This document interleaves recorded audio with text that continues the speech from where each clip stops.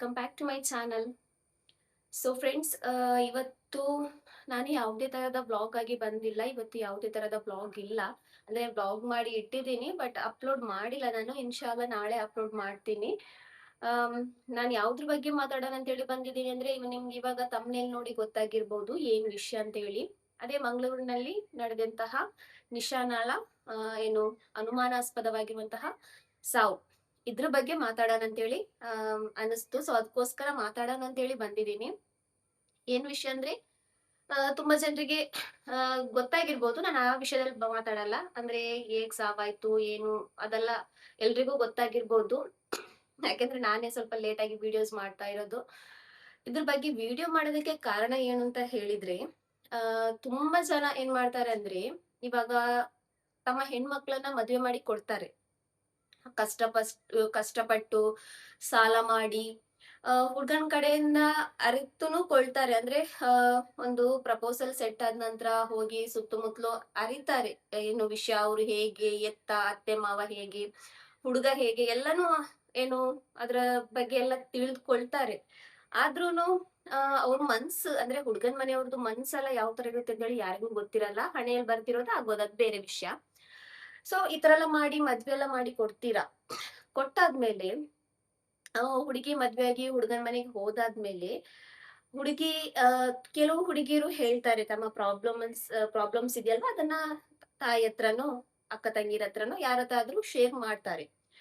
Okay, share ಮಾಡಿದ ನಂತರ ಅದನ್ನ ನಾವು ಏನು ತುಂಬಾನೇ ಲೇಸಿಯಾಗಿ ಚಿಕ್ಕ ವಿಷಯ ಅಂತೇಳಿ ಏನು ಅದನ್ನ ಸೈಡಿಗೆ ಹಾಕ್ಲೇಬಾರ್ದು. ಇವಾಗಿನ ಕಾಲದಲ್ಲಿ ಯಾವ ತರ ಜನರದು ಏನು ಮೆಂಟಾಲಿಟಿ ಚೇಂಜ್ ಆಗಿದೆ ಅಂದ್ರೆ, ಏನ್ ಮಾಡೋದಕ್ಕೂ ರೆಡಿ ಇದ್ದಾರೆ ಇವಾಗಿನ ಕಾಲದಲ್ಲಿ. ಮೊನ್ನೆ ನೋಡಿ, ಒಂದು ಹುಡುಗ ಲಾವಣ್ಯ ಅನ್ನೋ ಹುಡುಗಿನ ಪಬ್ಲಿಕ್ ಅಲ್ಲೇ ಸಾಯಿಸ್ಬಿಟ್ಟ. ಜನರದು ಭಯ ಇಲ್ವಾ? ಪೊಲೀಸವ್ರದ್ದು ಭಯ ಇಲ್ವಾ? ದೇವ್ರದ್ದು ಭಯ ಇಲ್ವಾ? ಅಥವಾ ಅವನ್ ಮನೆಯಲ್ಲೇ ಅಮ್ಮ ತಂಗೀರು ಅಕ್ಕ ತಂಗೀರೆಲ್ಲ ಇದ್ದಾರೆ, ಅವ್ರದ್ದು ಒಂದು ಇದಿಲ್ವಾ?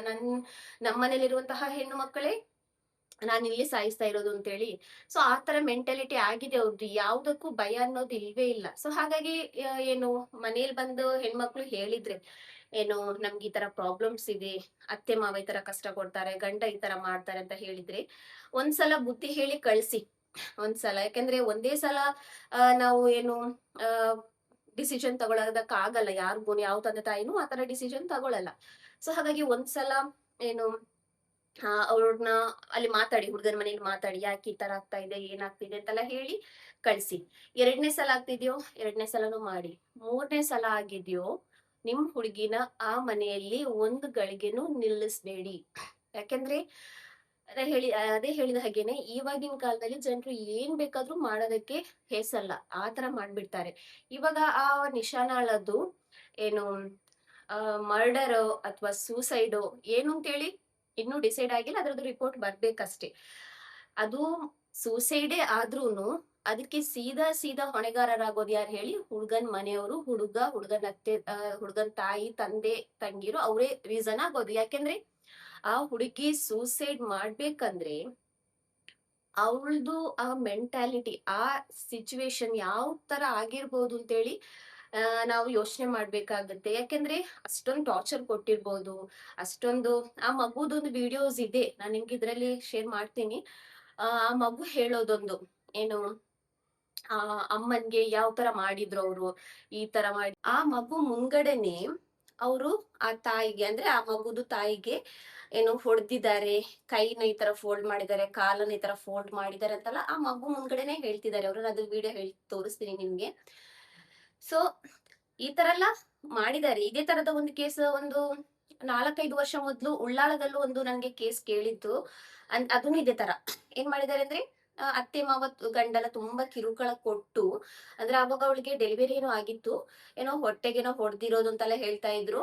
ಸೊ ನಂತರ ಅವಳದು ಏನು ಅವಳು ಸಾಯ್ತಾಳೆ ಅಲ್ಲಿ. ಸೊ ನಂತರ ಅವಳನ್ನ ಸೂಸೈಡ್ ಮಾಡಿರೋದು ಅಂತೇಳಿ ಹೇಳ್ತಾರೆ. ಆಮೇಲೆ ಗೊತ್ತಾಗುತ್ತೆ ಅದು ಸೂಸೈಡ್ ಅಲ್ಲ, ಸಾಯಿಸಿರೋದು ಅಂತೇಳಿ. ಇದೂನು ಇವಾಗ ನನ್ಗೆ ಅದೇ ತರ ಅನ್ಸುತ್ತೆ, ಇದು ಸೂಸೈಡ್ ಆಗ್ಲಿಕ್ಕಿಲ್ಲ. ಯಾಕಂದ್ರೆ ಆ ತಾಯಿ ಆ ಚಿಕ್ಕ ಮಗುನ ಏನು ಬಿಟ್ಟು ಸೂಸೈಡ್ ಮಾಡ್ಲಿಕ್ಕಂತೂ ಇಲ್ವೇ ಇಲ್ಲ. ಅವರೇ ಏನಾದ್ರು ಮಾಡಿ ಸಾಯಿಸಿರ್ಬೋದು ಅಂತೇಳಿ. ಸೊ ನಾನು ಅದೆಲ್ಲ ಗೊತ್ತಾಗುತ್ತೆ ನಿಮ್ಗೆ, ಬೇರೆ ವಿಡಿಯೋಸ್ ಅಲ್ಲೆಲ್ಲ ಗೊತ್ತಾಗಿರ್ಬೋದು. ಸೊ ನಾನು ಯಾವುದಕ್ಕೆ ಮಾತಾಡೋದು ಅಂದ್ರೆ, ಅದೇ ನಿಮ್ಮ ಹೆಣ್ಮಕ್ಳಿಗೆ ಏನಾದ್ರು ಪ್ರಾಬ್ಲಮ್ಸ್ ಇದ್ರೆ ಪ್ಲೀಸ್ ಆ ಹೆಣ್ಮಕ್ಳನ್ನ ಆ ಮನೆಯಲ್ಲಿ ನಿಲ್ಲಿಸ್ಬೇಡಿ. ಆ ಮನೆಯಿಂದ ಬನ್ನಿ. ಇವಾಗ ತಂದೆ ತಾಯಿ ಕಷ್ಟಪಟ್ಟು ಮದ್ವೆ ಮಾಡ್ತಾರೆ, ಸಾಲ ಮಾಡಿ ಅದ್ ಮಾಡಿ ಇದ್ ಮಾಡಿ ಎಲ್ಲ ಮದ್ವೆ ಮಾಡ್ತಾರೆ. ಆವಾಗ ನಿಖಾ ಆಗುವಾಗ ಹುಡ್ಗನ್ ಕೈಯಲ್ಲಿ ಒಂದ್ ಮಾತುನು ಹೇಳ್ತಾರೆ, ಅದ್ ಅರಬಿಲ್ ಹೇಳ್ತಾರೆ.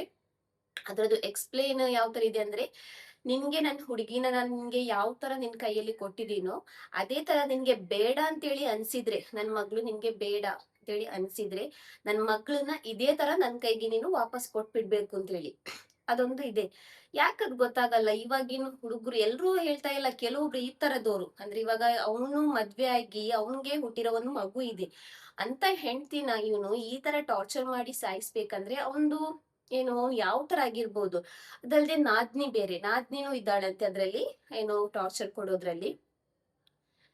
ಸೊ ಅವಳುನು ಇವಾಗ ಅವಳು ನೋಡಿ, ಅವಳುನು ಒಂದ್ ಹೆಣ್ಣೆ, ಆ ಅತ್ತೆನೂ ಒಂದ್ ಹೆಣ್ಣೆ, ಆದ್ರೂನು ಈ ತರ ಎಲ್ಲ ಮಾಡಿದ್ದಾರೆ. ತುಂಬಾನೇ ಒಂಥರ ಬೇಜಾರಾಗ್ತಾ ಇದೆ, ತುಂಬಾನೇ ಭಯ ಆಗುತ್ತೆ. ಯಾಕಂದ್ರೆ ನಮಗೂನು ಹೆಣ್ಮಕ್ಳಿದಾವೆ, ನಮ್ಮನೇಲೂ ಹೆಣ್ಮಕ್ಳಿದಾವೆ. ಸೊ ಈ ತರ ಎಲ್ಲ ಆಗುವಾಗ ತುಂಬಾನೇ ಬೇಜಾರಾಗುತ್ತೆ. ಯಾಕಂದ್ರೆ ಹೊರಗಡೆಯವ್ರಿಗೆ ಗೊತ್ತಾಗಲ್ಲ ಮನೆಯಲ್ಲಿ ಹೇಗಿದ್ದಾರೆ, ಹೇಗ್ ನಡೆಯುತ್ತೆ, ಹೇಗೆ ಅತ್ತೆ ಮಾವ ತನ್ನ ಸೊಸೆ ಹತ್ರ ಏನು ಬಿಹೇವ್ ಮಾಡ್ತಾರೆ ಅಂತೆಲ್ಲ ಹೊರಗಡೆಯವ್ರಿಗೆ ಗೊತ್ತಾಗಲ್ಲ. ಮನೆಯವ್ರಿಗೆ ಮನೆಯಲ್ಲಿ ಇರೋರ್ಗೆನೆ ಅದ್ರದ್ದು ಅಂದ್ರೆ ಕಷ್ಟ ಅನುಭವಿಸ್ತಾರಲ್ವಾ ಸೊಸಿ, ಅಂತವ್ರಿಗೆನೆ ಗೊತ್ತಾಗೋದು ಆ ವಿಷಯ. ಸೊ ಯಾವ ಹುಡುಗಿರಾದ್ರೂನು ಅಷ್ಟೇ, ನಿಮ್ಗೆ ಆತರ ಏನಾದ್ರು ಟಾರ್ಚರ್ ಕೊಡೋದಾದ್ರೆ, ಅತ್ತೆ ಮಾವ ಏನು ಕಿರುಕುಳ ಕೊಡೋದಾದ್ರೆ, ಗಂಡ ಸರಿ ಇದ್ರೆ ಓಕೆ, ಗಂಡನ ಹತ್ರ ಹೇಗಾದ್ರೂ ಮಾತಾಡಿ ಏನಾದ್ರು ಮಾಡಿ ನಾವು ಬೇರೆ ಮನೆ ಮಾಡಿನೋ ಏನಾದ್ರು ಮಾಡಿ ಹೋಗ್ಬೋದು. ಬಟ್ ಗಂಡನು ಅದೇ ತರ ಆದ್ರೆ ಪ್ಲೀಸ್ ನೀವು ನಿಮ್ ಮನೆಯಲ್ಲಿ ಅಂದ್ರೆ ನಿಮ್ಮ ಹೆತ್ತ ತಂದೆ ತಾಯಿ ಅಥವಾ ಅಕ್ಕಂದ್ರು, ಕೆಲವರು ಹೆಣ್ಮಕ್ಳು ಏನ್ ಮಾಡ್ತಾರೆ ಅಂದ್ರೆ, ನಮ್ಮ ಅಪ್ಪ ಅಮ್ಮ ತುಂಬಾ ಕಷ್ಟಪಟ್ಟು ಮದ್ವೆ ಮಾಡಿರ್ತಾರೆ, ಸಾಲ ಮಾಡಿ ಮದ್ವೆ ಮಾಡಿರ್ತಾರೆ, ಇನ್ನೂ ಸಾಲ ಮುಗ್ದಿಲ್ಲ, ನಾವ್ ಇಷ್ಟು ಬೇಗ ನನ್ ಗಂಡನ್ ಮನೆದು ವಿಷಯನ ಅಮ್ಮನ್ ಮನೇಲಿ ಹೇಳೋದು, ಅವ್ರಿಗೆ ಟೆನ್ಷನ್ ಕೊಡೋದು, ಈ ತರ ಎಲ್ಲ ಕೆಲವು ಹೆಣ್ಮಕ್ಳು ಯೋಚನೆ ಮಾಡ್ತಾರೆ. ಆ ತರ ಆಗಿಲ್ಲ ಅಂದ್ರೆ ನಿಮ್ಗೆ ಯಾರಿಗೆ ಹೇಳಕ್ ಆಗುತ್ತೋ ಅಂತವ್ರಿಗೆ ಹೇಳಿ. ಅಂದ್ರೆ ನಿಮ್ಮ ಅಕ್ಕ ತಂಗಿರ್ಗೋ ಅಥವಾ ನಿಮ್ಮ ಆಂಟಿರೋ ಯಾರಿಗಾದ್ರೂ ಹೇಳಿ. ಅವ್ರು ಅದನ್ನ ಯಾವ ತರ ನಿಮ್ ಮನೆಯವ್ರಿಗೆ ಹೇಳ್ಬೇಕು ಅಂತ ಎಲ್ಲ ಹೇಳಿ, ಅವ್ರಿಗೆ ಗೊತ್ತಾಗುತ್ತೆ. ನಿಮ್ಗೆ ಆತರ ಟೆನ್ಷನ್ ಇದ್ರೂನು ನೀವು ಅಂತವ್ರಿಗೆ ಹೇಳಿ. ಒಟ್ನಲ್ಲಿ ಇಂಥ ವಿಷಯಗಳನ್ನ ನೀವು ನಿಜವಾಗ್ಲೂ ಏನು ಮುಚ್ಚಿ ಇಡ್ಲೇಬೇಡಿ. ಕೊನೆಗೆ ನಿಶಾನಾಳಿಗೆ ಆಗಿರುವಂತಹ ಗತಿನೇ ಎಲ್ರಿಗೂ ಆಗ್ಬೋದು. ಸೊ ಅದಕ್ಕೋಸ್ಕರ ಏನು ಆತರ ಪ್ರಾಬ್ಲಮ್ಸ್ ಇದ್ರೆ ಪ್ಲೀಸ್ ಮನೇಲಿ ಹೇಳಿ. ಸೊ ನನ್ಗೆ ಈ ವಿಷಯದಲ್ಲಿ ಸ್ವಲ್ಪ ಮಾತಾಡ್ಬೇಕು ಅಂತ ಹೇಳಿ ಅನ್ನಿಸ್ತು. ಅದಕ್ಕೋಸ್ಕರ ಮಾತಾಡ್ತಿರೋದು. ಯಾಕೆಂದ್ರೆ ಇವಾಗಿನ ಸಮುದಾಯಕ್ಕೆ ಏನಾಗಿದೆ ಅಂತ ಹೇಳಿ ಗೊತ್ತಿಲ್ಲ. ಹುಡುಗಿ ಸೂಸೈಡ್ ಮಾಡಿದ್ರೂನು ಆ ಹುಡುಗನ್ ಮನೆಯವ್ರೆ ಅದಕ್ಕೆ ಕಾರಣ ಆಗೋದು. ನೀವೇ ಸಾಯಿಸಿರೋ ತರ ಆಗುತ್ತೆ. ಯಾಕೆಂದ್ರೆ ನಮ್ಮ ಇಸ್ಲಾಂ ಅಲ್ಲಿ ತಮ್ಮ ಜೀವನ ತೆಗಿಯೋ ರೈಟ್ಸೇ ನಮ್ಗಿಲ್ಲ.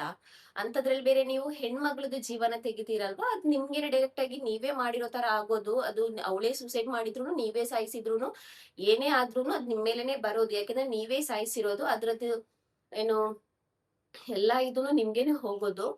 ಸೊ ಅವರು ಸಾಯಿಸ್ಲಿ ಅಥವಾ ಅವಳೇ ಸೂಸೈಡ್ ಮಾಡ್ಲಿ, ಅವ್ರಿಗೆ ಅಂದ್ರೆ ಅತ್ತೆ ಮಾವ ಆ ಗಂಡ ನಾದ್ನಿ ಅವ್ರಿಗೆಲ್ರಿಗೂನು ಸರಿಯಾದ ಏನು ಶಿಕ್ಷೆ ಸಿಗ್ಲೇಬೇಕು.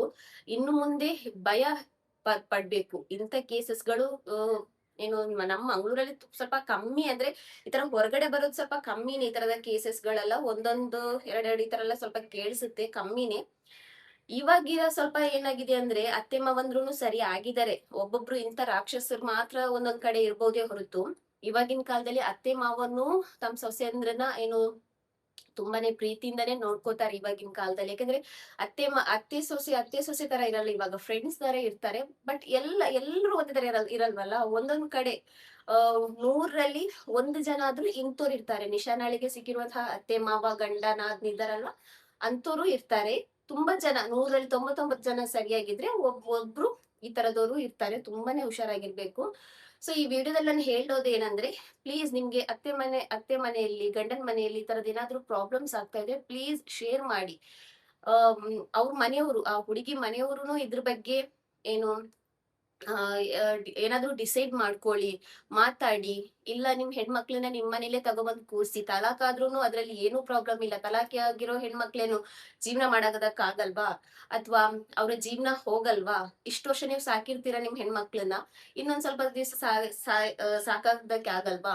ಇವಾಗಿನ ಕಾಲದಲ್ಲಿ ಎಲ್ಲಾ ಹೆಣ್ಮಕ್ಳುನು ಕಲ್ತುನೇ ಇರ್ತಾರೆ. ಒಂದಲ್ಲ ಒಂದ್ ಕೆಲ್ಸ ಮಾಡೇ ಮಾಡ್ತಾರೆ. ಸೊ ಹಾಗಾಗಿ ನಮ್ ಹುಡುಗಿಗೆ ತಲಾಕಾದ್ರೆ ಮನೇಲಿ ಬಂದು ಕೂರಿಸ್ಬೇಕು. ಆ ತರ ಆಗುತ್ತೆ, ಈ ತರ ಆಗುತ್ತೆ, ಬೇರೆ ಹುಡುಗಿ ಮದ್ವೆ ಆಗೋದಕ್ಕೆ ಕಷ್ಟ ಆಗುತ್ತೆ ಅಂದ್ರೆ ಅವ್ರ ತಂಗಿರು ಯಾರಾದ್ರೂ ಇದ್ರೆ ಅವ್ರ ಮದ್ವೆ ಆಗೋದಕ್ಕೆ ಕಷ್ಟ ಆಗುತ್ತೆ. ಈ ತರದೆಲ್ಲ ಯೋಚನೆಗಳು ಬರುತ್ತೆ. ಒಂದ್ ಹೆಣ್ಣಿದು ಜೀವಕ್ಕಿಂತ ದೊಡ್ಡದು ಯಾವ್ದೂ ಇಲ್ಲ. ಸೊ ಹಾಗಾಗಿ ಆ ತರದೇನಾದ್ರೂ ಆದ್ರೆ ಪ್ಲೀಸ್ ಇದ್ರ ಬಗ್ಗೆ ಏನು ಸ್ವಲ್ಪ ಹುಷಾರಾಗಿರಿ ಅಂತೇಳಿ ಹೇಳ್ತಾ ಇದ್ದೀನಿ. ಸೊ ಆ ಮಗು ಮಾತಾಡೋ ವಿಡಿಯೋನ ನಾನು ಇದ್ರಲ್ಲಿ ಇವಾಗ ಕೊನೆಗೆ ಅಟ್ಯಾಚ್ ಮಾಡ್ತೀನಿ. ಸೊ ಈ ವಿಡಿಯೋ ನಾನು ಇಷ್ಟ ಮಾಡಿದ್ರೆ ಲೈಕ್ ಕೊಡಿ, ಕಮೆಂಟ್ ಮಾಡಿ, ಆಮೇಲೆ ಏನು ಸಬ್ಸ್ಕ್ರೈಬ್ ಮಾಡಿ ಅಂತ ಹೇಳಿ ಏನು ಹೇಳ್ತಾ ಇಲ್ಲ. ನಾನು ಅದಕ್ಕೋಸ್ಕರ ಈ ವಿಡಿಯೋನ ಮಾಡೇ ಇಲ್ಲ.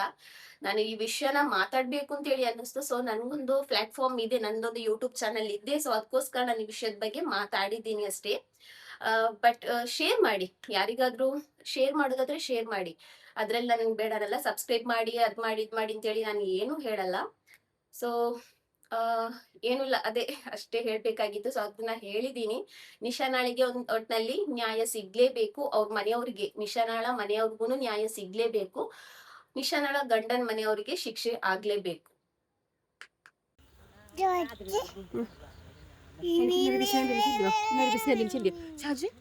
ബാബി എന്താക്കിയ ഉമ്മാക്ക്? ബാബി എന്തൊക്കെ കാണിക്ക്? ഇപ്പൊ നീ എങ്ങനെ പിടിച്ചേ? പിന്നെ തലക്ക് വെച്ചതാ? ഒന്ന് കാണിച്ചോക്കില്ല, കാണിച്ചിപ്പോ എന്താക്കിമ്മ ബാബി? കൈ എങ്ങനെ ആക്കിയ? പിന്നെ എന്താക്കിമ്മ? കൈ പൊളിച്ചേ. പിന്നെ നീ ബൊബിട്ടില്ലേ? കാലിങ്ങനെ ആക്കിയ?